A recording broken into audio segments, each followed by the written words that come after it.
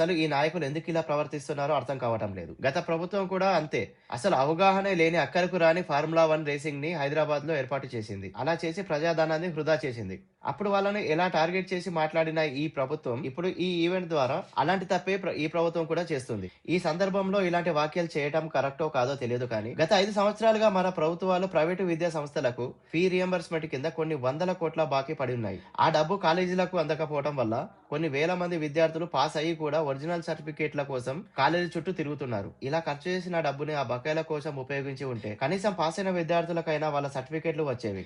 ఈ విషయం నేటి సమాజానికి ఎంతవరకు తెలుసో తెలియదో మాకు తెలియదు కానీ గ్రాడ్యుయేషన్ పూర్తయి జాబ్ లో సెలెక్ట్ అయ్యి కూడా సర్టిఫికేట్లు లేక ఉద్యోగం పోగొట్టుకున్న వారు ఈ రాష్ట్రంలో వేలల్లో ఉన్నారు. వాళ్ళ బాధ ఎవరికి తెలిసేది? ఈ తప్పులకు బాధ్యులు ఎవరు? కనీసం జిరాక్స్ తీసుకొని ఇస్తామన్నా కూడా ఫీ రియంబర్స్మెంట్ డబ్బులు కట్టు, సర్టిఫికెట్లు తీసుకువెళ్ళు అంటూ కాలేజీ యాజమాన్యాలు డిమాండ్ చేస్తుంటే విద్యార్థులు ఏం చేయాలో తెలియక దిక్కుతోచని పరిస్థితిలో ఉన్నారు. కానీ మన ప్రభుత్వాలు మాత్రం ఇలాంటి ఈవెంట్ల కోసం వందల కోట్లు ఖర్చు చేస్తూ తమ పార్టీ స్వలాభం కోసం ప్రజాధనాన్ని దుర్వినియోగం చేస్తున్నాయి. ఇలాంటి వారిపైన మన సర్వోన్నత న్యాయస్థానాలు ఎందుకు స్పందించడం లేదు? ఇలాంటి ఉపయోగం లేని ఖర్చులకు ఎవరు బాధ్యులు? ఈ వీడియో పైన మీ అభిప్రాయాన్ని కామెంట్ల రూపంలో మాతో పంచుకోండి. ఈ వీడియో నచ్చితే లైక్ చేయండి, వర్తి అనిపిస్తే 10 మందికి షేర్ చేయండి. చివరగా మా ఛానల్ ని సబ్స్క్రైబ్ చేసుకోవడం మర్చిపోకండి. Thanks for watching.